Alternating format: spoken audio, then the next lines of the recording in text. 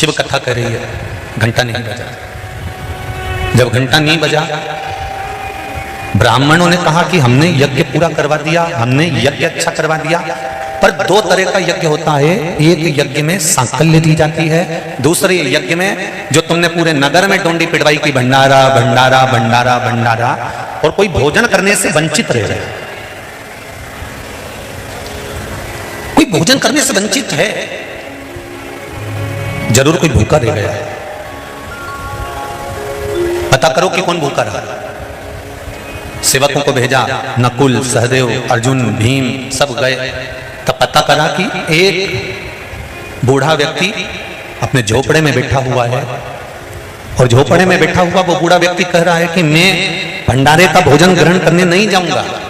सबने हाथ जोड़े, नमन करा, प्रणाम करा कि क्यों भोजन करने नहीं जाओगे।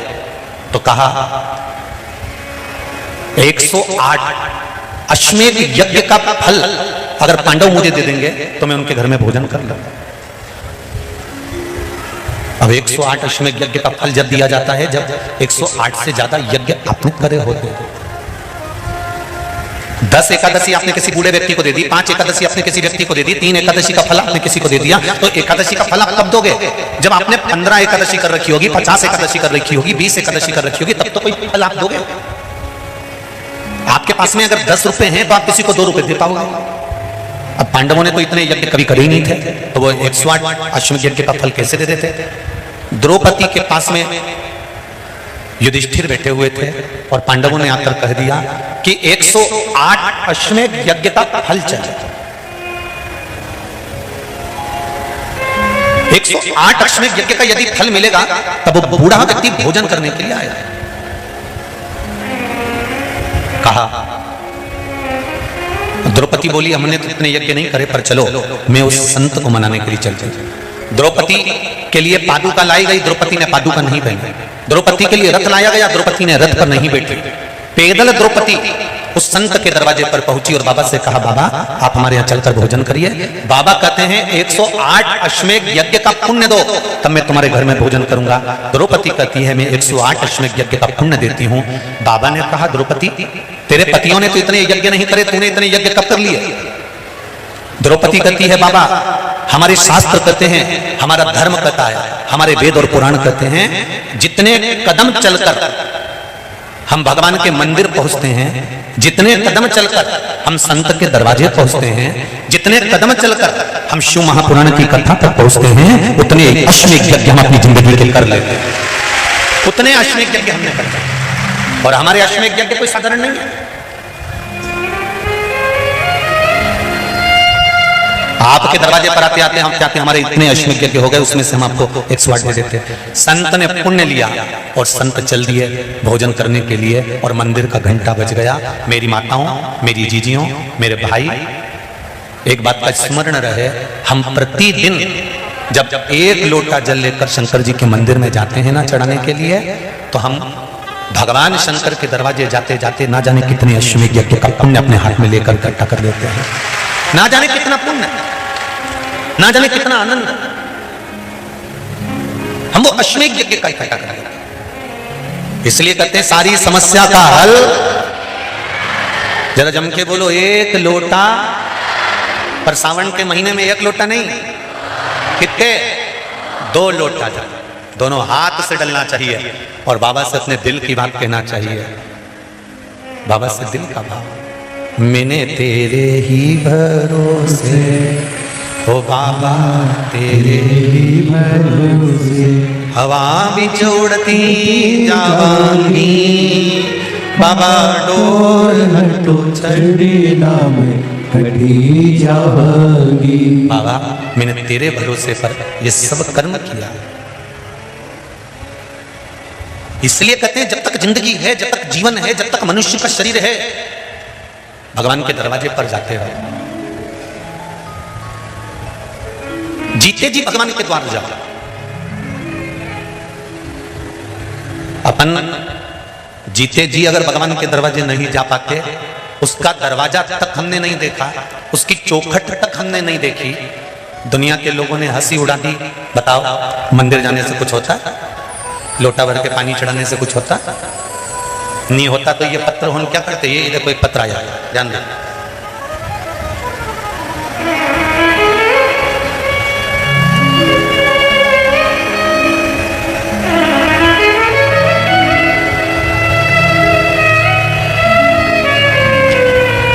नाम रश्मि वैष्णव। कहीं बैठी हो तो हाथ हिलाइएगा, जहां बैठी हो दोनों हाथ हिलाइएगा। रश्मि जी वैष्णव, एक तो तुम इतने सारे तो आए हो रहे हैं, दिख भी नहीं रहे हो कहीं। अच्छा उधर बैठी है क्या? जहां बैठी हो तो हाथ हिला देना। रश्मि वैष्णव, 7 VIP श्रीनगर अन्नपूर्णा रोड पंडाल के पीछे ही घर है। अरे वाह, फिर तो पड़ोसी हो। भोलेनाथ जी का गुरु जी, शिव महिमा का मैं क्या बखान करूं गुरुदेव। हमारे भाई का रिश्ता नहीं हो पा रहा था, जहां से भी बात आती थी मना हो जाता, लोग कान भर देते थे। गुरु जी, मैंने आपकी कथा शिव महापुराण की 1.5 साल से सुन रही हूं और मैंने भाई के लिए पशुपति व्रत किया। चौथा सोमवार को ही बाबा की ऐसी कृपा हुई कि एक रिश्ता आया और बाबा की कृपा से वो रिश्ता पक्का हो गया। 9 फरवरी 2023 की शादी निकल गई है और महादेव के आशीर्वाद से लड़की भी बहुत अच्छी मिली है। सोमवार के अगले ही दिन हम लोग कुबेरेश्वर धाम जाकर बाबा को प्रणाम कर कर आए। दूसरा पत्र है राधा वैष्णव, दरीसा माइंस राजस्थान से। कहीं बैठी हो तो हाथ हिलाइएगा। गुरुजी, यही व्रत हमने भी अपनी मामी जी को बताया और मामा जी को नौकरी से निकाल दिया था कारणवश, और उन्होंने भी पशुपति व्रत किया। चौथा सोमवार को ही मामा जी को फोन आ गया और नौकरी लग गई। बाबा के बताए हुए 1 लोटा जल से वही पानी हमने घर के सब लोगों को दिया। गुरुजी, मम्मी की शुगर अच्छी हो गई है, पापा का पैर और भाई को हार्ट हृदय में तकलीफ थी, वो भी बाबा की कृपा से सारे ब्लॉकेज हट गए। ये शिव। कोई कहे कि शिव क्या देता है, हम कहते हैं एक बार तुम दिल देकर देखो, फिर वो क्या नहीं दे देता है ये उसके ऊपर। आप दिल तो दो, दिल तो दूसरी जगह लगा के बैठे।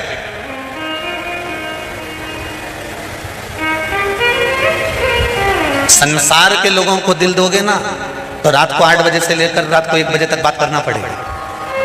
बोलो सही है कि गलत है? जब तक नेट खत्म नहीं हो जाए। और परमात्मा को अगर दिल दिया है तो तुलसीदास जी लिखते हैं, आदि में पुनि, एक क्षण भी हमने अगर हमारे भोलेनाथ को दिया है तो निश्चित है मेरा शंभू, मेरा शंकर तुम्हारे दुख की घड़ी में हर पल तुम्हारे सामने खड़ा मिलेगा। हर पल, हर क्षण, हर समय।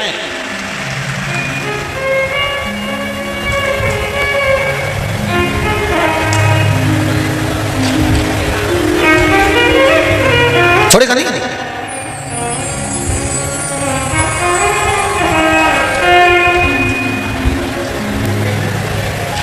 महाराज,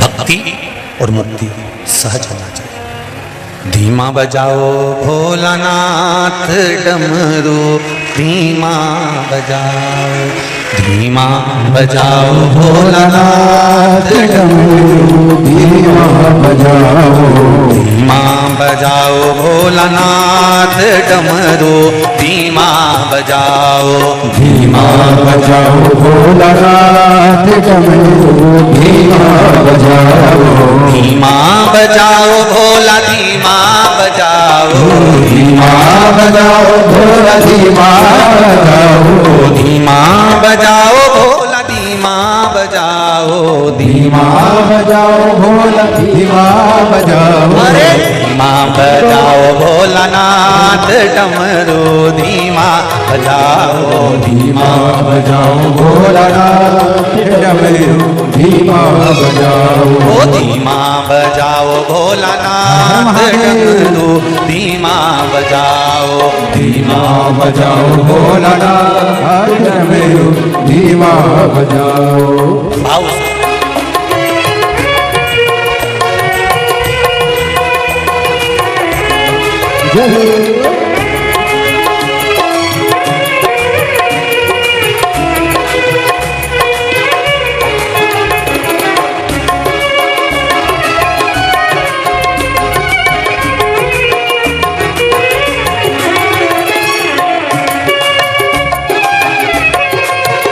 महादेव।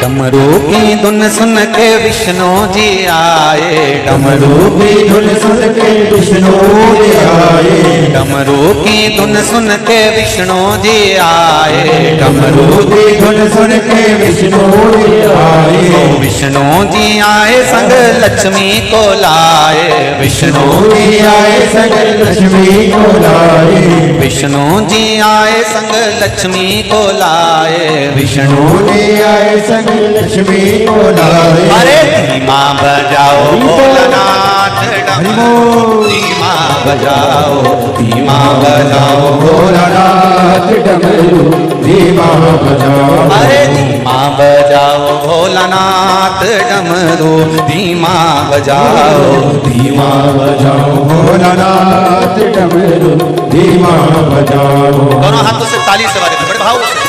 हर हर भोले शंभो भोले शंकर भगवान की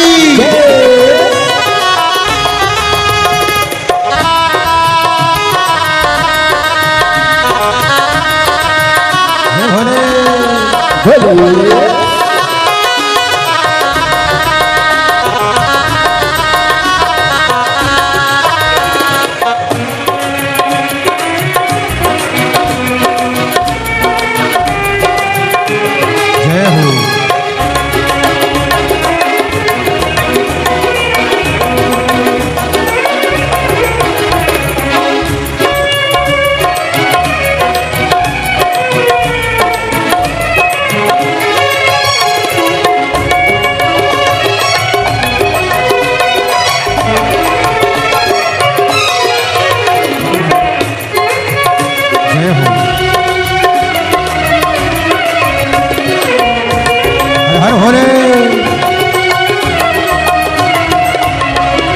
डमरू की धुन सुन के ब्रह्मा जी आए, डमरू की धुन सुन के ब्रह्मा जी आए, ब्रह्मा जी आए संग ब्रह्मणी को लाए, ब्रह्मा जी आए संग ब्रह्मणी को लाए, ब्रह्मा जी आए संग ब्रह्मणी को लाए, ब्रह्मा जी आए संग ब्रह्मणी को लाए। अरे धीमा बजाओ धीमा बजाओ, धीमा बजाओ भोलानाथ डमरू, धीमा बजाओ, धीमा बजाओ भोलानाथ डमरू, धीमा बजाओ, धीमा बजाओ भोलानाथ डमरू, धीमा बजाओ, धीमा बजाओ भोला, धीमा बजाओ, धीमा बजाओ भोला, धीमा बजाओ, धीमा बजाओ भोला, धीमा बजाओ, धीमा बजाओ भोला, धीमा बजाओ। अरे धीमा बजाओ भोलानाथ डमरू, धीमा बजाओ, धीमा बजाओ भोलानाथ डमरू, धीमा बजाओ। जितने लोग पंडाल में 1 2 3 पंडाल और पंडाल से बाहर, और जितने लोग सामने की बिल्डिंगों की छत पर खड़े हैं, जितने बिल्डिंगों की छत पर खड़े वो भी दोनों हाथों से ताली से बजाते हुए बड़े प्रेम से दोनों हाथों से जय हो।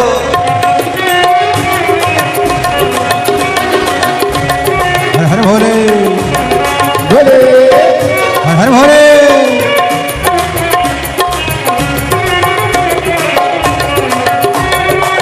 बम बम लहरी,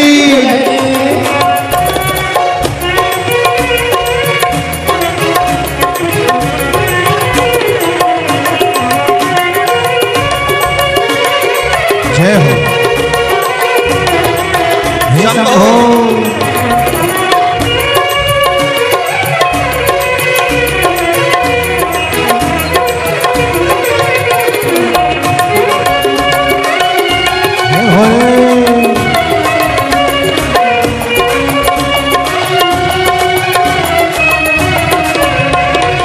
डमरू की धुन सुन के राम जी आए, डमरू की धुन सुन के राम जी आए। ओ राम जी आए संग सीता को लाए, राम जी आए संग सीता को लाए। राम जी आए संग सीता को लाए, राम जी आए संग सीता को लाए। अरे धीमा बजाओ भोलानाथ डमरू, धीमा बजाओ, धीमा बजाओ भोलानाथ डमरू धीमा बजाओ। अरे धीमा बजाओ भोलानाथ डमरू, धीमा बजाओ, धीमा बजाओ भोलानाथ डमरू धीमा बजाओ। अरे धीमा बजाओ भोला, धीमा बजाओ, धीमा बजाओ भोला धीमा बजाओ।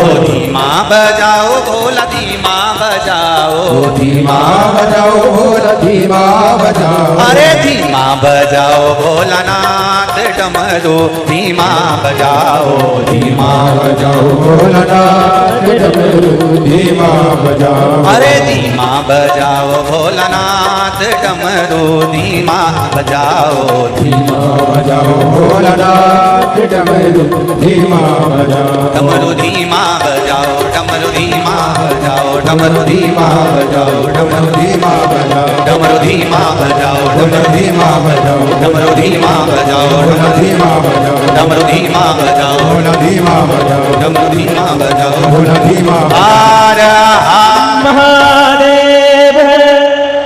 भगवान शिव ओगरधानी त्रिकालदर्शी कैलाशी अविनाशी देवाधिदेव महादेव की कथा कर रहे हैं महाराज। भक्ति और मुक्ति ये दोनों एक दूसरे के लिए समर्पण का भाव लाते हैं। देखिए सावन के महीने में कथा सुन रहे हो और देवाधिदेव महादेव की पावन शिव महापुराण के सामने सुन रहे हो, और वो भी इधर ओंकारेश्वर उधर महाकालेश्वर, बीच में बैठ के कथा सुन रहे हो। दिल से शिव महापुराण के मूल मंत्र का जाप करेंगे और बाबा से निवेदन करेंगे अपने दिल की बात। इस मंत्र को, शिव महापुराण के मूल मंत्र को बोलने के बाद बाबा से जरूर कहें, श्री शिवाय नमस्तुभ्यं, श्री शिवाय नमस्तुभ्यं, श्री शिवाय नमस्तुभ्यं, श्री शिवाय नमस्तुभ्यं, श्री शिवाय नमस्तुभ्यं। भोला सब दुख काटो मारा, ओ भोला सब दुख काटो मारा। शिव शंकर जपो तेरी माला, भोले बाबा जपो तेरी माला, भोला सब दुख काटो मारा, ओ भोला सब दुख काटो मारा। शिव पुराण कहती है महाराज, देवराज पाप करने वाला, गलत कर्म करने वाला, पर उसकी माता का एक पुण्य बड़ा प्रबल था। फिर कहेंगे बच्चों को कार दिलाऊं मना नहीं है, पर बच्चों को पहले संस्कार दिलाओ। कार दिलाओगे तो बच्चे बेचकर खा जाएंगे, और बच्चों को अगर अच्छे संस्कार आ गए तो कारों की लाइन लगा देंगे, ये निश्चित है। देवराज की माता शिव मंदिर में जाती थी और एक लोटा जल समर्पित करती थी। उसका नियम था, उसका भाव था, नियम था। और वो एक लोटा जल कब काम आया? जिस समय पर देवराज के तन पर बुखार आया, शरीर तपने लगा, चोरी का सामान ले जाकर शंकर जी के मंदिर में रखकर चुपचाप, ठंड लग रही थी तो दुबक कर बैठ गए। कोई वस्त्र नहीं है उसके पास, पर शरीर को दुबक कर शिव मंदिर के अंदर बैठ गया। वहां कोई विद्वान ब्राह्मण, मस्तक पर त्रिकुंड लगा हुआ है, कंधे पर जनेऊ पड़ी हुई है, गले में रुद्राक्ष की माला है, और ब्राह्मण शिव महापुराण का पाठ कर रहा था। ब्राह्मण जब शिव महापुराण का पाठ कर रहा था तो थोड़ी थोड़ी देर में वो मुख से हर हर महादेव बोल रहा था। देखिए, महादेव, भोला, हर हर महादेव, बहुत ध्यान देना थोड़ा सा। श्रावण शिवरात्रि शिव महापुराण की कथा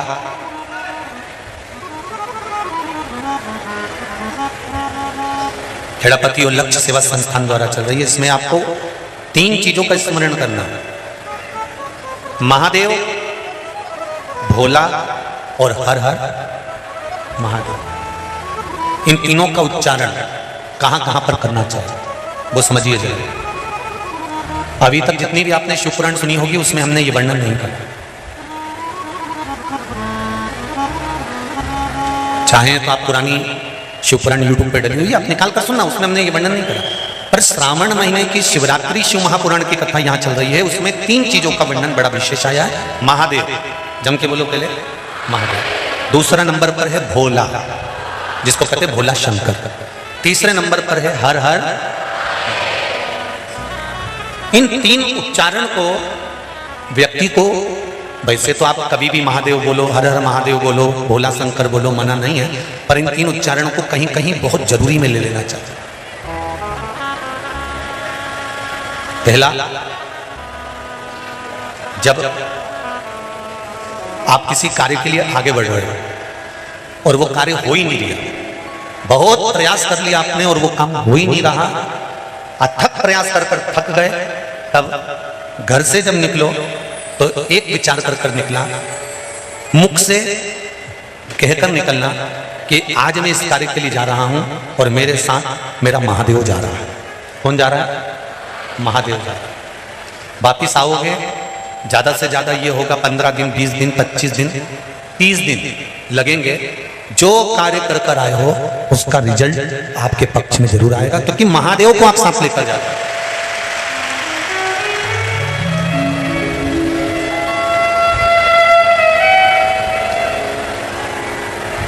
अगर हमने किसी की निंदा कर दी है, हमने किसी की निंदा श्रवण कर ली है, हमारे मुख से हमने अपशब्द कह दिया, हमारे मुख से हमने किसी को ताना दे दिया, हमारे मुख से हमने किसी को गाली दे दी, हमारे मुख से हमने किसी को आड़ा टेढ़ा बोल दिया, तो दिन भर में कम से कम 3 बार या तो गंगा जी का स्मरण कर लेना चाहिए, हर हर गंगे, या फिर नर्मदे हर, और अगर ये भी नहीं कर सकते तो हर हर महादेव। 3 बार मात्र स्मरण कर लेने से जीव के मस्तक का जो पाप है वो क्षीण होने लगता है, समाप्त। तीसरे नंबर पर है भोले शंकर।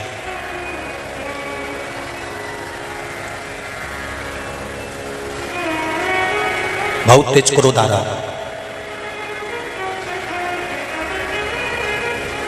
2 निर्णय पर आप बैठे हुए हो। एक मन कर रहा है इस लड़के से शादी करूं कि इस लड़के से शादी करें, इस लड़की से ब्याह करें कि इस लड़की से ब्याह करें, किराने की दुकान डालें कि जनरल स्टोर डालें, इस जगह पर नौकरी करूं कि इस जगह पर नौकरी करूं। उस समय पर जब 2 नाव सामने खड़ी है और एक नाव पर सवार होना है, उस समय पर एक बेलपत्र लेकर, भोले शंकर का नाम लेकर, एक बेलपत्र लेकर, भोले शंकर का नाम लेकर बेलपत्र के पेड़ के नीचे ही रखकर निर्णय ले लिया करो, वो निर्णय तुम्हारा सफल होगा, कभी भी निष्फल नहीं। एक बेलपत्र का बल कितना प्रबल है, स्कंद पुराण भी कहती है कि बेलपत्र का एक पत्ता, मात्र केवल एक बेलपत्र का पत्ता हमारे जीवन में सुख प्रकट कर देता है। एक पत्र आया, देखिए,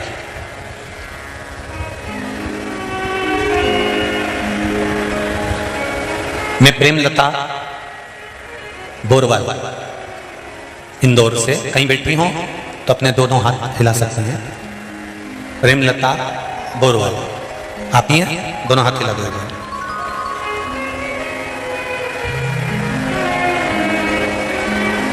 हाँ दीदी, हर हर महादेव। मैं प्रेमलता बोरवाल इंदौर द्वारकापुरी में निवास करती हूँ गुरुजी।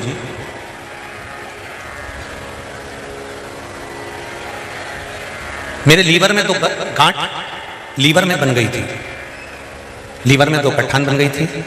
पैर से कमर तक में बहुत दर्द था, मैं खड़ी भी नहीं रह पाती थी। 2021 में रुद्राक्ष महोत्सव सीहोर में हम आए थे, जहां से हमें रुद्राक्ष प्राप्त हुआ था। हमने उस रुद्राक्ष का जल पिया और हमें उससे बहुत आराम हुआ, और अब पूर्ण रूप से वह दोनों गठान खत्म हो चुकी है। हमने जांच कराई, उसमें दोनों गठाने समाप्त हो गए। ये शिव है। बैठो बहन। हर हर महादेव। तेरी कृपा बिना न हिले एक भी अणु, लेते हैं श्वास तेरी कृपा से तनु तनु। एक बात अपनी बुद्धि में बिठा कर रखिए, एक बात अपने जीवन में बिठा कर रखिए। शिव महापुराण के अंतर्गत अगर कुछ है तो आपका विश्वास है। और इस पावन व्यासपीठ से फिर कह रहा हूं, जितने भी लोग इस पावन शिव महापुराण की कथा को सुन रहे हैं, माना 1 2 3 सारे पंडाल भरे हुए हैं और आप लोग बाहर बहुत देर से खड़े हो, मैं मानता हूं, पर विश्वास रखकर मेरे महाकाल राजा पर, मेरे ओंकारेश्वर पर, मेरे कुबेरेश्वर महादेव पर विश्वास रखकर एक बार दिल से शिव महापुराण की कथा यदि सुन रहे हो और 7 दिन की श्रावण महीने की पूरी कथा सुन रहे हो, कामना कर कर बैठना, ये पक्का है 3 महीने में तुम भी कुबेरेश्वर धाम में आकर मिलोगे, ये निश्चित है। पर विश्वास के साथ में कथा सुनना, दृढ़ता के साथ में सुनना, आपके भरोसे के साथ सुनो तो मिलेगा।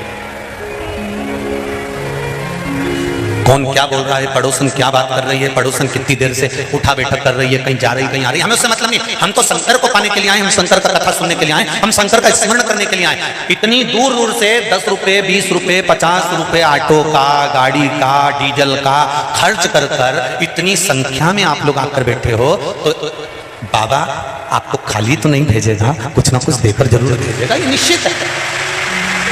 बस दिल लगाना उससे एक बार अगर दिल लग गया ना, फिर कहीं नहीं भटकना पड़ेगा। हम पहले भी कथा में बोले, आज फिर बोलते हैं, अगर किसी से दिल लगा लेते हैं ना, तो आधा खर्चा तो वही उठाता है। ये तो केवल फोन करके बोल देती है मेरा बैलेंस खत्म हो गया। बापड़ा के पास कहीं नहीं, उसके पास कुछ भी नहीं, कहीं से भी लाएगा पर बैलेंस डलवाएगा। 3 दिन से सोच रही मेरी घड़ी का सेल खराब हो गया, घड़ी का सेल, काय को चिंता करे, मैं दूसरी ला दूंगा। दूसरे दिन तो 5000 की घड़ी ला के दे दी। सोचो, दिल लगाया एक साधारण से व्यक्ति से, तो उसने खर्च उठाना चालू कर दिया, और दिल लगा लिया मेरे महादेव से, तो पूरे परिवार की व्यवस्था उसने कर दी। एक बार लगाओ तो उससे, उस परमात्मा से दिल तो लगाओ। जिस दिन हमने उससे लगा लिया, फिर भटकना छूट जाएगा। फिर क्यों भटकेगा मनुष्य?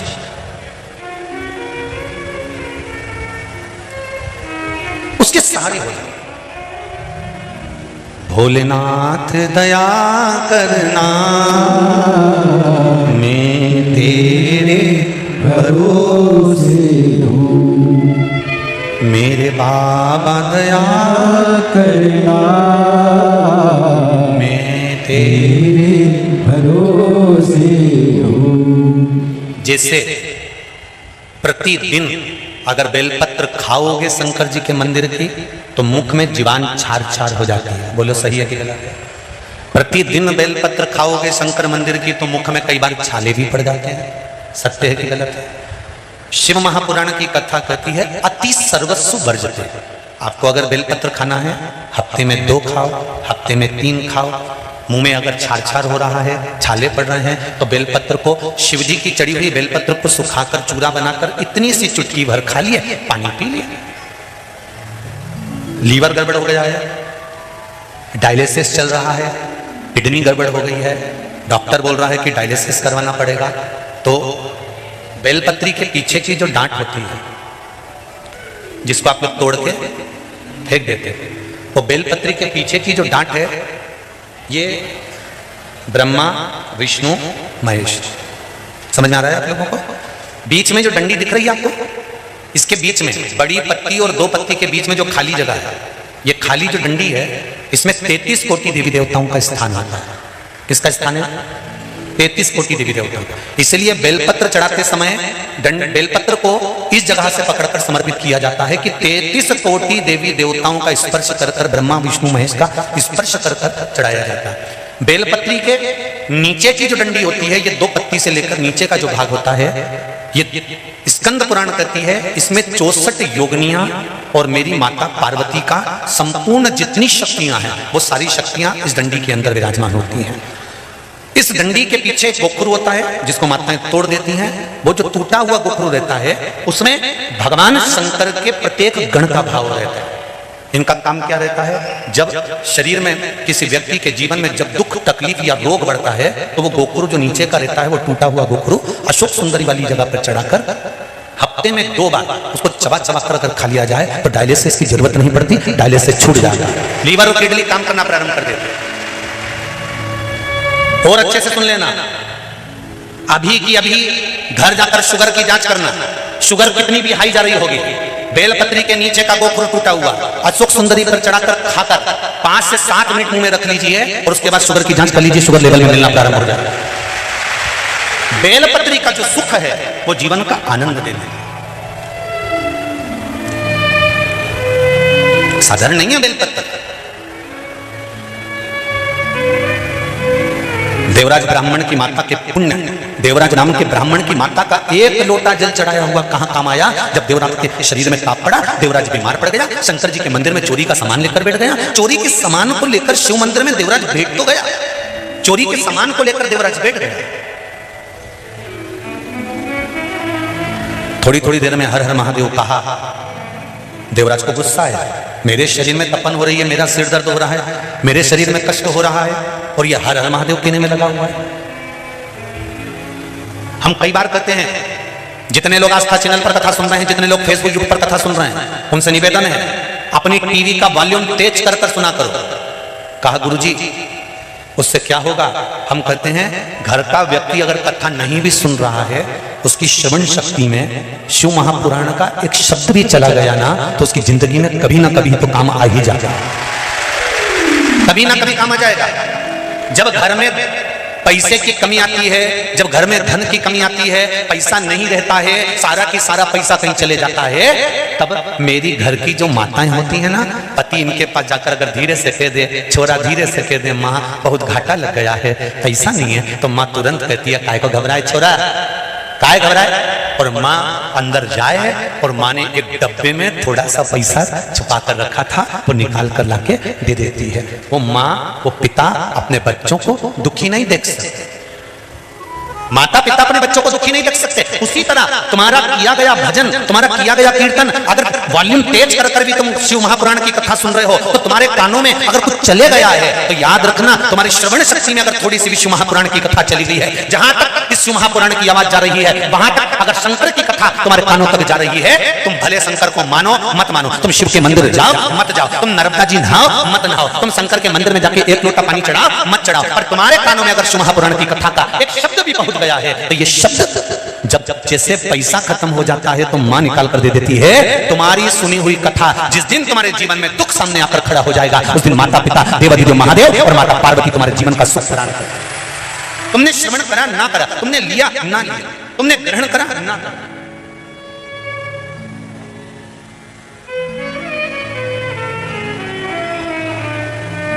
कई लोग कहते हैं महाराज जी इतने सारे लोग आते हैं, क्या सभी लोग आपकी कथा सुनते हैं? हमने कहा नहीं, चोटे भी आते हैं, इसमें कौन सी दिक्कत लगी?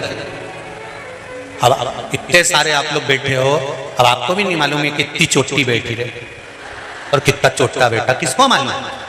अरे बोलो तो रही जीजिया, सही है कि गलत है? और जितने जीजा बैठे वो भी बोल दो, सही है कि गलत है? किसको मालूम कौन क्या करने आया? आप कथा लेने के लिए आए और वो आपकी चेन लेने के लिए आया, आप कथा लेने के लिए आए, वो आपका गले का मंगलसूत्र लेने के लिए आया, किसको मालूम? पर हमने अभी कथा में कहा था, चोरी करने वाला चुरा चुरा के मर जाएगा तो भी चोटा की चोटा ही रहेगा, और जिसके गली की चेन और मंगलसूत्र चले भी गया, वो 4 दिन रो भी रहेगी, तो ये पक्का है 15 दिन बाद फिर उसके गले में चेन और मंगलसूत्र आ जाएगा, ये निश्चित है। पर वो चोटा तो, अरे बोलो तो जम के, वो चोटा तो चोटता ही रहेगा, वो जिंदगी भर चोर चोर के ही मरीज जाए। इसीलिए निवेदन है, तेरा क्या होगा रे कालिया, संभाल कर चल, कर्म ठीक हो, मत बुरे कर्म कर बंदे वरना पछताएगा, भगवान की आंखों से तू बच नहीं पाएगा, तू बच नहीं पाएगा। अरे ओ अज्ञानी मत करना, आप अपना कर्म करे जाओ, कभी ना कभी वो फल देने में पीछे नहीं हटेगा। माँ रखे हुए पैसे को निकालकर दुख की घड़ी में दे देती है। हमारी श्रवण करी हुई शिव महापुराण की कथा भले हमने सुनी ना सुनी, पर कानों में गई तो सरी, वो कहीं ना कहीं निकलकर सम्मुख आ ही जाती।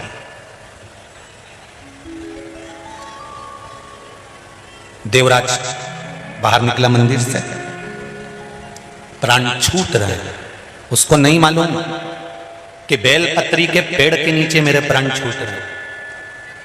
सनातन धर्म में, सनातन धर्म के अंदर एक एक व्यक्ति को मालूम होगा कि जब मुर्दे को लेकर जाते हैं, राम नाम सत्य कहते कहते कहते कहते मुर्दे को जब लेकर जाते हैं तो एक जगह मुर्दे को उतारना पड़ता है। बोलो सही है कि गलत है? एक जगह पे मुर्दे को नीचे उतारना पड़ता है, और वहां उतारने के बाद थोड़ी देर बैठ जाते हैं, उसको कहते हैं विश्राम स्थल। मुर्दे को जहां रखा जाता है, अर्थी को जहां रखा जाता है, विश्राम कराया, फिर वापस उठाया, शमशान में लेके चले गए, चिता बनाई, आग लगाई। उस विश्राम स्थल को क्यों बनाया जाता था? वो विश्राम स्थल कब से बनना चालू हुआ? शिव महापुराण की कथा कहती है, देवराज मंदिर से बाहर निकला, बेलपत्री के पेड़ के नीचे बैठा था और उसको प्राण छूट गए। उसका ताप बढ़ गया, शरीर में रोग बढ़ गया, प्राण छूटने का समय आ गया। बेलपत्री के वृक्ष की छांव में देवराज के प्राण छूटे, इसलिए उसको यमराज बंदी बनाने के लिए नहीं आए, देवाधिदेव महादेव ने अपने गणों को भेजा, शंकर खुद उसको लेने के। ये हमारे सनातन धर्म की नींव है, ये हमारे सनातन धर्म का एक भाव है कि मुर्दे को लेकर जाते हैं, अर्थी को लेकर जाते हैं, तो एक जगह उतारते कहां थे? जहां पर बेलपत्री के पेड़ की छांव होती थी, अर्थी को वहां पर रख दिया जाता था, थोड़ी देर बैठ जाते थे। क्यों? क्योंकि अर्थी के ऊपर जो मुर्दा बंधा हुआ है, उस पर बेलपत्री के वृक्ष की जब छांव पड़ती है तो उस जीव को ना तो पिंडदान की जरूरत होती है, ना तर्पण की जरूरत होती है, उसकी मुक्ति तो वहीं से हो जाती है। पिंड और तर्पण की जरूरत भी नहीं पड़ती, उसकी मुक्ति सहज हो जाती है। मात्र बेलपत्री के वृक्ष की छांव पड़ जाने पर उसकी मुक्ति सहज।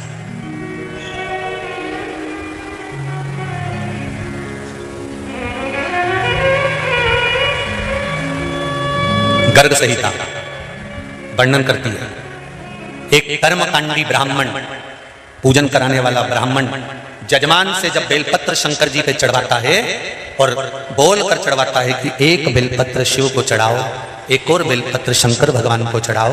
ब्राह्मण जितनी बार मुंह से बोलता है कि बेलपत्र शिव को चढ़ाओ, जजमान जो शंकर भगवान पर बेलपत्र चढ़ाता है, उस बेलपत्र का आधा अंश तो ब्राह्मण के घर पर पहुंच जाता है शिव की कृपा से। मात्र बोल देने पर कि बेलपत्र चढ़ाइए, बेलपत्र समर्पित करिए, भगवान शंकर को बेलपत्र चढ़ाइए, भगवान शिव को बेलपत्र चढ़ाइए।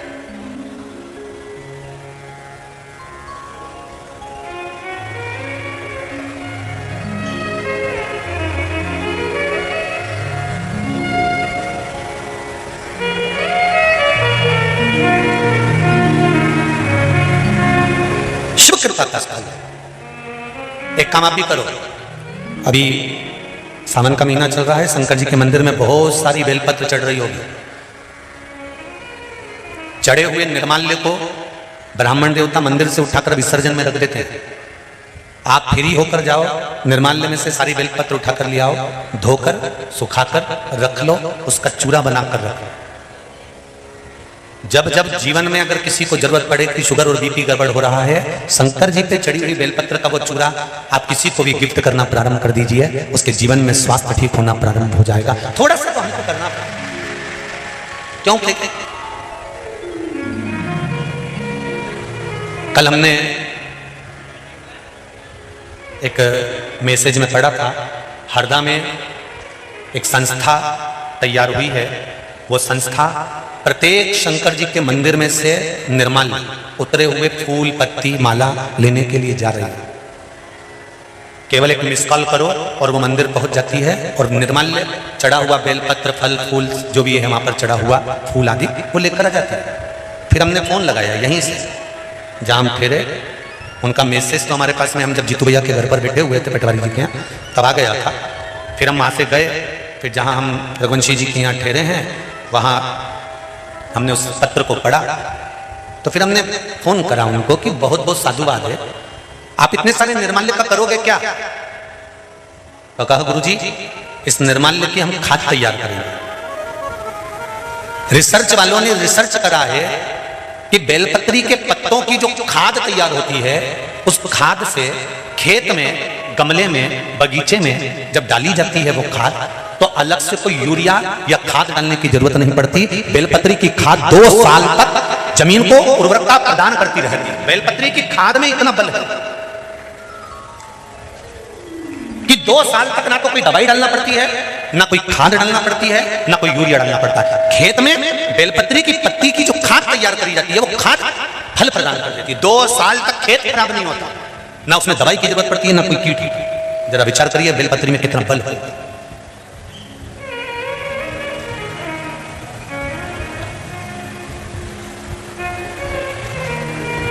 अब हम थोड़ा सा करें, शिव मंदिर में जाना, देवराज ब्राह्मण के प्राण बेलपत्री के पेड़ के नीचे छूट रहे हैं, प्राण छूटे देवराज के, और शंकर भगवान उसको नंदी पर बिठा कर लेकर जा रहे हैं। जरा विचार करना, दिन भर चोरी करता था, दिन भर कपट करता था, दिन भर बेईमानी करता था, दिन भर प्रपंच करता था, दिन भर गलत काम करता था, उसके बाद भी उसके प्राण लेने के लिए कोई दूसरा नहीं आया, मेरा देव अधिदेव महादेव आया, नंदी पर बिठाया और लेकर चल दिया। देवराज के मन में यह बात खल गई। देवराज ने पूछा, मैं पापी हूं, मैंने चोरी करी है, मैंने लोगों का धन चुराया, उनकी आंख में आंसू आए, मेरे कारण किसी का दिल दुखा है, मेरे कारण किसी का हृदय दुखा है, मेरे कारण किसी ना किसी को दुख हुआ है।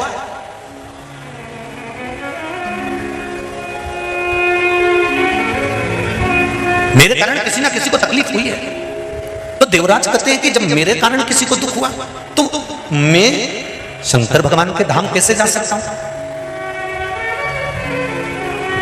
अरे भाई, जो जीते जी भगवान के मंदिर चले जाता है, जो जीते जी शिवालय चले जाता है, जो जीते जी शंकर भगवान के मंदिर में चले जाता है, जब तक भगवान के पट खुले हैं आप शंकर के मंदिर जाते रहो, जब तक भगवान का द्वार खुला है आप भगवान के द्वार जाते रहो। मरने के बाद तो ये शरीर अगर लेकर भी जाएंगे और पंडित जी को मालूम पड़ गया कि सामने से मुर्दा आ रहा है तो तुरंत भगवान को पर्दा लगा दिया जाता है कि मुर्दा निकल कर जा रहा है, जल्दी से पट बंद कर दो। मुर्दा निकल कर जाता है तो मंदिर के द्वार भी बंद कर दिए जाते हैं, मुर्दा निकल कर जाता है तो मंदिर में पर्दा डाल दिया जाता है, मुर्दा निकल कर जा रहा होता है तो भगवान को राजभोग नहीं कराया जाता, मुर्दा निकल कर जा रहा है तो भगवान को आचमन नहीं कराया जाता। जब पंडित जी को मालूम पड़ के जाए कि यहां से मुर्दा जा रहा है तो पंडित जी तुरंत पर्दा लगा देते कि मुर्दा निकल जाने दो फिर भगवान को राजभोग कराएंगे, मुर्दा निकल जाने दो फिर भगवान को जल पिलाएंगे, मुर्दा निकल जाने दो भगवान को आचमन करा देंगे, मुर्दा निकल जाने दो फिर भगवान की आराधना कर लेंगे, फिर पट खोल देंगे। भगवान समझा रहा है कि जीते जी मेरे मंदिर में आ, मेरा दरवाजा खुला है तब तू मेरे मंदिर में प्रवेश कर जा। अगर पृथ्वी पर रहकर मेरा दरवाजा खुला हुआ है और तू मेरे मंदिर में नहीं आ सकता तो तेरे मरने के बाद जब तू बैकुंठ में जाएगा और दरवाजा बजाएगा, दरवाजा खोलो, मैंने पृथ्वी पे जाके खूब पुण्य करा, मैं पृथ्वी पर जन्म लिया था, मैं तो खुद इंदौर में ही रहता था। तो भगवान भी कहेगा इंदौर में रहता था तो कथा सुनने गया सावन का महीना में? नहीं गया। क्यों नहीं गया? पानी तेज एरिया था। अच्छा, तो भगवान ने कहा मैंने शरीर मिट्टी का बनाया था कि पानी की बूंद डले और तू गलीज जाए? नहीं। तो फिर क्यों नहीं गया? भुट्टा का भजिया बना के खाई लिया। भगवान भी बोले ले जाओ इसको नरक में, इसको भुट्टा का भजिया बहुत पसंद है तो इसका ही भजिया बनाओ, तेल में तल डाल। फिर मिर्ची जैसा भजिया बनाया, बेसन में डाल डाल के कड़ाव में तला। दो क्षण निकालकर भगवान की कथा में नहीं गया, 2 क्षण निकालकर भगवान के मंदिर नहीं गया। सारी दुनिया के लोग एक लोटा पानी चढ़ाने शंकर के मंदिर जाते रहे, ये दुकान पर बैठा बैठा हंसता रहा, इनको ढोंग समझता रहा, प्रपंच समझता रहा, इनको देख देख कर हंसता रहा। अरे ये तो सब पागल हो गए रे सियोर वाला के चक्कर में, वो तो पगला मिला और इनको भी पगली बना दिया। बता, इसके ऊपर हंसता रहा, इनको ढोंग समझता रहा, प्रपंच समझता रहा। जब देखो जब कमेंट्स पर कमेंट्स करता रहा, जब देखो जब आड़ा टेढ़ा बोलता रहा, तो शंकर भगवान भी बोले कि इसको भी ले जाके कहीं नरक में पटक दो। तो नंदी ने जाकर शंकर भगवान से कहा कि वो दुकान पे बैठकर कमेंट्स करता था, दुकान पर बैठकर अपशब्द बोलता था, जो भी जल चढ़ाने जाए उसको आड़ा टेढ़ा बोलता था, उसको नरक पटका जा रहा है। शंकर भगवान तुरंत बैकुंठ में जाते हैं, भगवान विष्णु से कहते हैं इसको नरक क्यों पटक रहे हो? तो कहा दुकान पे बैठकर आड़ी टेढ़ी बात बोलता था, कोई जल चढ़ाने जाए तो उसको गालियां दे, कोई जरा सा पूजन करे तो उसको अपशब्द बोले, तो इसको नरक क्यों पटक रहे हो? इसको नरक मत पटको, क्योंकि जब वो जल चढ़ाने जा रही थी उसके जल के लोटे पर इसकी दृष्टि पड़ गई थी, तो इसकी तरफ से भी जल चढ़ गया था। इस पापी का भी उद्धार उसने कर दिया। इस पापी से पापी जीव का भी उद्धार उसने कर दिया। फिर कथा पर ध्यान देना, उज्जैन नगर के ऋण मुक्तेश्वर मंदिर के दरवाजे पर लिखा हुआ है, दीवार पर लिखा हुआ है, सारी पुराण 7 पीढ़ी तारती है, पर उज्जैन के ऋण मुक्तेश्वर मंदिर की दीवार पर लिखा है शिव महापुराण 71 पीढ़ी को तारती है। एक पीढ़ी तारने वाली नहीं है शिव महापुराण की कथा। आप कथा सुनकर जिस गाड़ी से जाओगे, आप कथा सुनकर जिस रास्ते से जाओगे, आप कथा सुनकर जहां से निकलकर जाओगे, वो कथा का रसतत्व तुम्हारे शरीर में बना रहेगा। रोमावली से वो तरंगे निकलती रहेगी, ना जाने कितने जीवों का कल्याण करते। तुम्हारी तप साधना साधारण नहीं है भाई,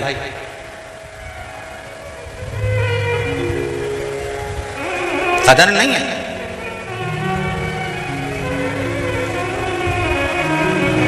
मेरे भोले तेरा सहारा है, मेरी नैया का तो किनारा है, मेरी नैया का तो किनारा है। महाराज शिव कथा कह रही है, देवराज कहता है मैंने तो पाप पर पाप करा है और आप मुझे कैलाश धाम ले जा रहे हो?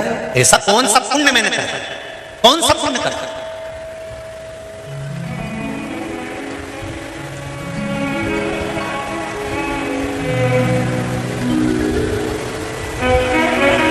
लक्ष्य सेवा संस्थान खेड़ापति सरकार समिति कथा तो करवा रही है, तो हमने तो संजय कामले जी को भी बोला था और भरत जी को भी बोला था कि कथा के पंडाल में अगर एक एक कार्यकर्ता, अभी तक इन्होंने जो भी कार्य करा होगा वो कहीं कहीं करा होगा, पर इस शिव महापुराण के पंडाल में, इस शिव महापुराण की कथा में अगर एक छोटा कार्यकर्ता भी कार्य कर रहा है, वो तारीख लिख ले कि मैंने शंकर के चरणों में 7 दिन सेवा दी है, उसका अंदाजा लगा कर रखना कि 3 महीने में मेरा महादेव उनको क्या क्या दे सकता है। ये लिख कर रखना।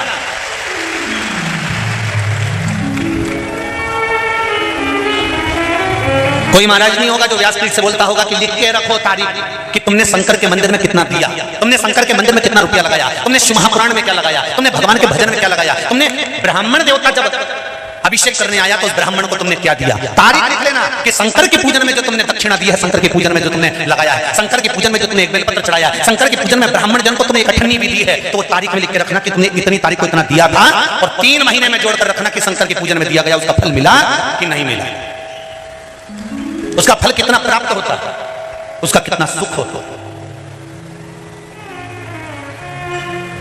पिछली बार सावन की शिवरात्रि पर अभिषेक करवाया था, जिन जिन के यहाँ कराया था वो आज भी जानते हैं कि बाबा ने 1 वर्ष में हमको कहाँ थे और कहाँ लाकर बिठा दिया। ये शिव की कृपा है। जिसने अभिषेक करा था वो अपने दिल पर हाथ रखकर बोले कि बाबा ने कहां से कहां लाकर बिठा दिया। इतना महंगाई का समय आया फिर भी बाबा ने डिगने नहीं दिया, महंगाई अपनी जगह बढ़ती रही और व्यापार बाबा अपने आप बढ़ाता चले गया, उसमें कमी नहीं आने दी। और अभी फिर सावन के महीने का 26 तारीख को शिवरात्रि है सावन की, और ये ब्राह्मण जन सब यहाँ बैठकर ऑनलाइन, कई उज्जैन के भी ब्राह्मण आ रहे हैं, नागदा के भी आ रहे हैं, भोपाल के भी आ रहे हैं, सब ब्राह्मण यहाँ बैठकर ऑनलाइन आपको शिवरात्रि के दिन शाम को आस्था चैनल पर 7 बजे से 8 बजे तक पूरा विश्व भगवान शंकर का पार्थिव शिवलिंग का निर्माण करेगा और उसकी पूजन करेगा। जब इतने लोग एक साथ मिलकर प्रार्थना करेंगे तो मेरा विश्वास है कि सनातन धर्म फिर जागेगा और मेरे देश का कल्याण। धर्म की अधर्म का, प्राणियों में और विश्व का कब होगा? जब आप शंकर की आराधना करोगे।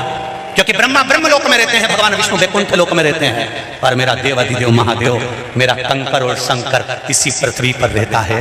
भगवान विष्णु भी जब उलझते हैं तो शिव के पास आकर कहते हैं, भगवान नारायण की तो शादी नहीं हो रही थी दादा, भगवान विष्णु का विवाह नहीं हो रहा था। क्यों नहीं हो रहा था? क्योंकि इनको श्राप लगा था। इनको श्राप लगा था भगवान विष्णु को। क्या श्राप लगा था?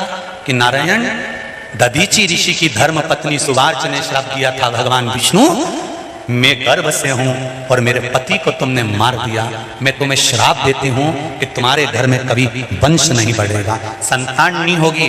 तो कोई कन्या भगवान विष्णु से विवाह कैसे करे? क्योंकि संतान ही नहीं होगी, वंश ही नहीं बढ़ेगा।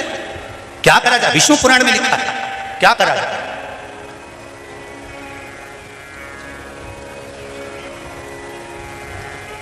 और लक्ष्मी जी की माता,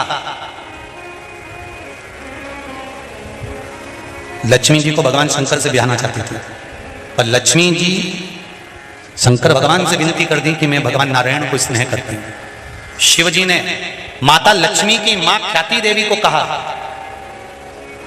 लक्ष्मी जी की माता का नाम क्या था? ख्याति देवी। क्या नाम है? जम के बोलो जरा। ख्याति देवी। ख्याति देवी। ख्याति देवी से कहा कि ख्याति, आप लक्ष्मी जी का विवाह भगवान विष्णु के साथ कर दो। शिव जी का कहना माना, विवाह भगवान विष्णु के साथ में कर दिया। भगवान विष्णु और लक्ष्मी का विवाह हो गया। एक बार भगवान विष्णु ने लक्ष्मी को शब्द कह दिया कि तुम पूर्ण लक्ष्मी नहीं, लक्ष्मी तो अपूर्ण है। लक्ष्मी कहती है मैं और अपूर्ण, हाँ तो पूर्ण नहीं है। लक्ष्मी जी की आंख में जल भर गया तो लक्ष्मी सरस्वती जी के पास में गई। सरस्वती जी से कहा, सरस्वती पूछे लक्ष्मी तू रोती क्यों है? मेरे पति ने आज मुझको अपूर्ण कहा, मैं अपूर्ण हूं। सरस्वती जी कहती है इतनी सी बात के लिए रो रही है, तू अपूर्ण है, चल मेरे साथ। सरस्वती जी लक्ष्मी जी को पार्वती के पास ले गई। पार्वती जी ने पूछा लक्ष्मी क्यों रो रही हो? कहा मेरे पति ने मुझे अपूर्ण कहा। इतनी सी बात के लिए रो रही हो? ले मैं तुझको पूर्ण कर देती हूं। पार्वती जी की गोद में गणेश जी बैठे हुए थे। पार्वती जी ने गणेश जी को उठाया और तुरंत लक्ष्मी जी की गोद में रख दिया। नारी जब तक अपूर्ण है, जब तक उसकी गोद में लाल नहीं है, आज से पार्वती जी कहती हैं मेरा गणेश तेरी गोद में चले गया तो पूर्ण हो। ले सनातन हिंदू धर्म के अंतर्गत, सनातन धर्म के अंतर्गत दीपावली पर लक्ष्मी और नारायण की पूजन नहीं होती, दीपावली पर सरस्वती, गणेश और लक्ष्मी की पूजन होती है। आपके घर के बच्चे आपसे प्रश्न करेंगे, माँ जब लक्ष्मी जी भगवान विष्णु के साथ में रहती है तो दिवाली पर गणेश लक्ष्मी की पूजन क्यों होती है, सरस्वती की पूजन क्यों होती है? तो हमें अपने बच्चों को बताना पड़ेगा कि लक्ष्मी जी अपूर्ण थी, सरस्वती मैया उनको पार्वती के पास लेकर गई, इसलिए सरस्वती की पूजा दिवाली पर होती है। गणेश जी लक्ष्मी की गोदी में बैठे थे, इसलिए लक्ष्मी और गणेश की पूजन होती है। संसार का प्रत्येक व्यक्ति पूर्ण लक्ष्मी चाहता है, इसलिए दिवाली पर गणेश और लक्ष्मी की पूजन करना पड़ती है, जिससे हमारे घर में पूर्ण लक्ष्मी भरी जाए। अपूर्ण लक्ष्मी नहीं, पूर्ण लक्ष्मी, लक्ष्मी की पूर्णता।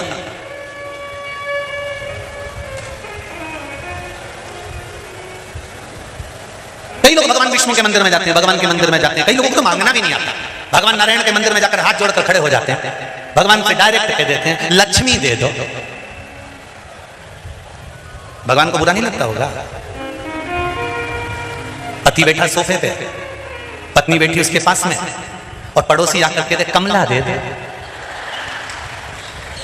अरे बुरा लगेगा कि नहीं लगेगा?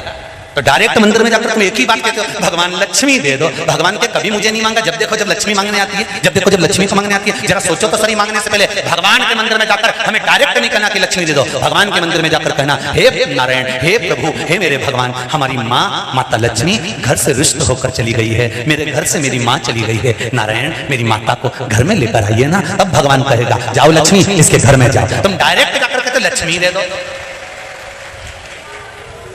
हमारा संबोधन भी तो देखा जाए।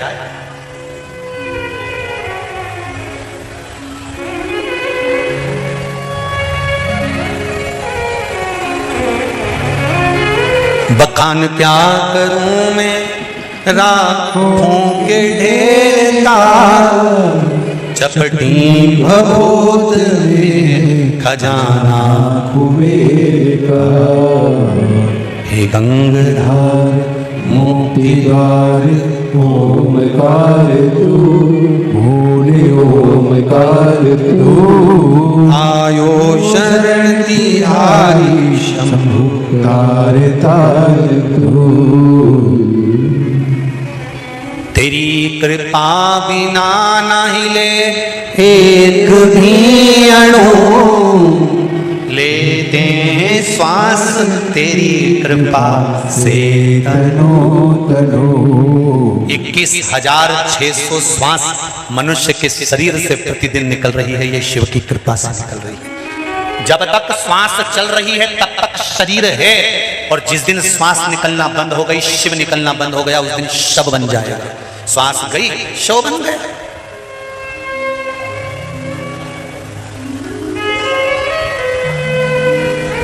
ये शिव की कृपा से।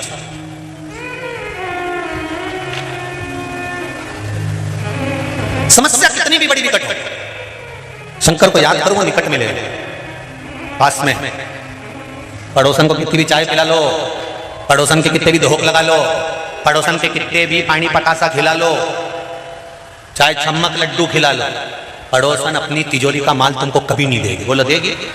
नहीं। इंदौर की पड़ोसन देती हो तुम भी यहीं आ जाए, हमें कई दिक्कत वाली बात नहीं है। बोलो तो जी जी सही है कि गलत है? पड़ोसन कभी तुमको अलमारी का माल देगी, पड़ोसन कभी अपनी जायदाद देगी? नहीं। तुम कितना तुम देखो भले इंदौर नगर के बड़ी बड़ी बिल्डिंगों में जाके तो देखो, फ्लैटों में इनके छोरा पूना में, इनकी छोरी बेंगलोर में, और डोकरा डोकरी इंदौर में। देखो तो कई इंदौर के फ्लैटों में जरा जा जाके देखो, बेचारा डोकरा डोकरी रह रहा है, पड़ोसी का बच्चा को आवाज लगा देते, दूध की थैली ला दे, पड़ोसी का छोरा बेचारा इतना जोरदार थैली भी ला दे, बीमार हुए तो पड़ोसी इनको हॉस्पिटल ले जाए, और इनकी औलाद में चाउमीन खा रही है।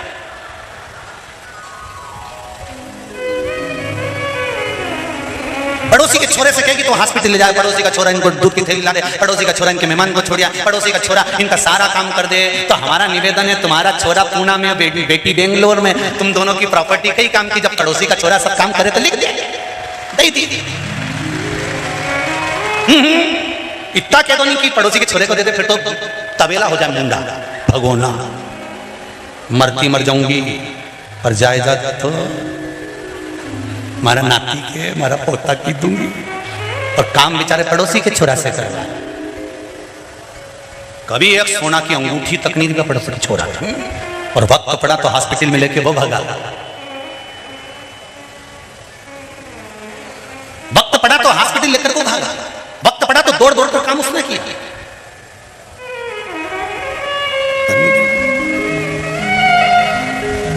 अरे वाह दुनिया, मतलब की दुनिया में किसी का कोई नहीं, संसार में कोई किसी का नहीं, बस मतलब का जमाना है, मतलब की दुनिया है, कुछ से तो हो।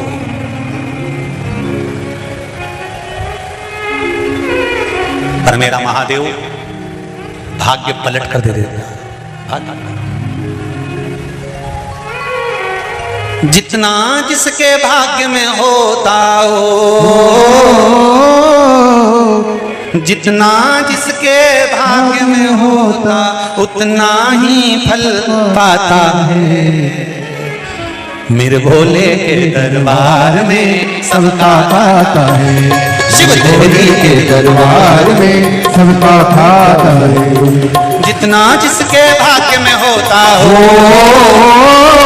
जितना जिसके भाग्य में होता, उतना ही फल पाता। मेरे भोले मेरे बाबा के दरबार में सबका खाता है, शिव लहरी के दरबार में सबका खाता है।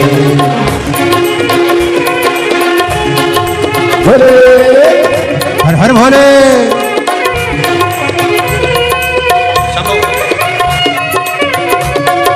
जय हो।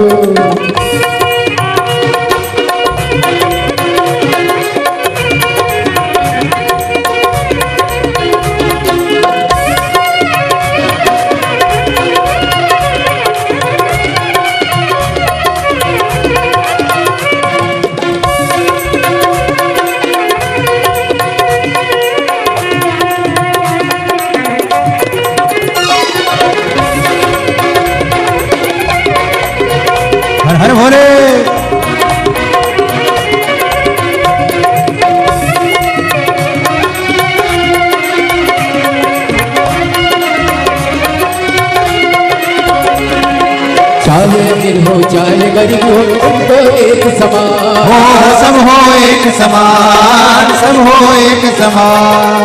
चाहे अमीर हो चाहे गरीब हो उनको एक समान, उनको एक समान, उनको एक समान। सबकी बिगड़ी ओही बनाए, सबके बिगड़े बोए बनाए हम सबके भगवान। मेरे बाबा के दरबार में सबका खाता है, मेरे बाबा के दरबार में सबका खाता है। जितना जिसके भाग्य में लिखा हो, जितना जिसके भाग्य में लिखा उतना ही पाता है। मेरे भोले के दरबार में सबका खाता है, मेरे भोले के दरबार में सबका खाता है। हर हर भोले।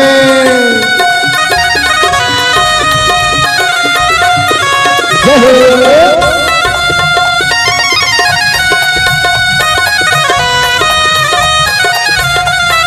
जय हो। हर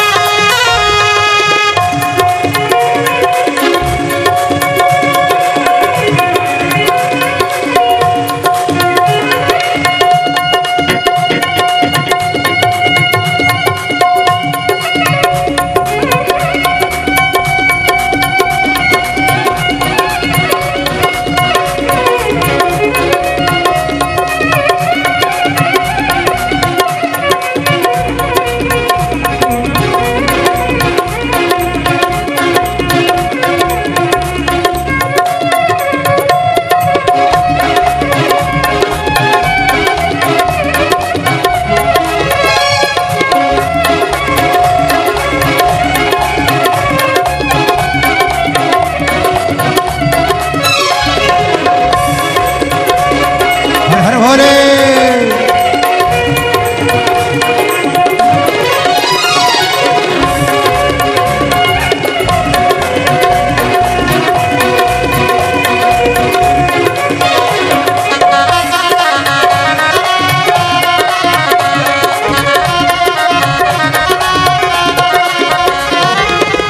किए जा धन की चिंता मत कर तू इंसान, मत कर तू इंसान, मत कर तू इंसान। धर्म किए जा धन की चिंता मत कर तू इंसान, मत कर तू इंसान, मत कर तू इंसान।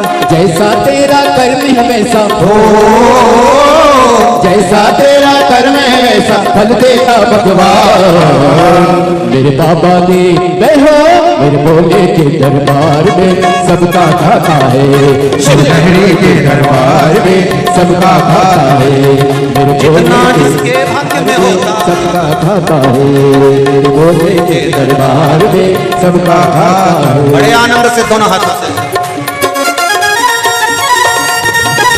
हर हर भोले। भगवान की जय।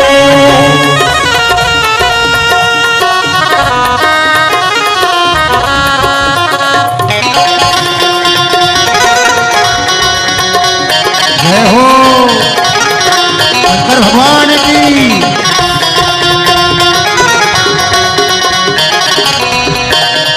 हर हर भोले।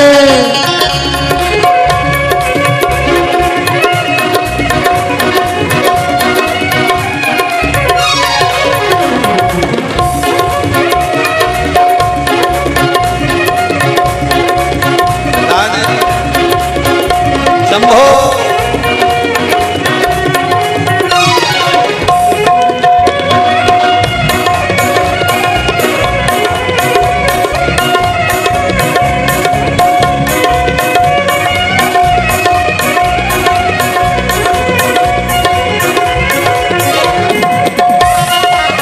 जय हो शंभो हर भोले। ठीक समझ ले मानो तू है 2 दिन का मेहमान, 2 दिन का मेहमान, 2 दिन का मेहमान। ठीक समझ ले मानो तू है 2 दिन का मेहमान। 2 दिन का मेहमान, 2 दिन का मेहमान। कितने आकर चले गए हैं हो, कितने कितने आकर चले गए कोई जाने को तैयार। मेरे भोले जय हो भोले के मेरे भोले के दरबार में सबका खाता है, शिवलहरी के दरबार में सबका खाता है। जितना जिसके भाग्य में होता हो, जितना जिसके भाग्य में होता उतना ही फल पाता है।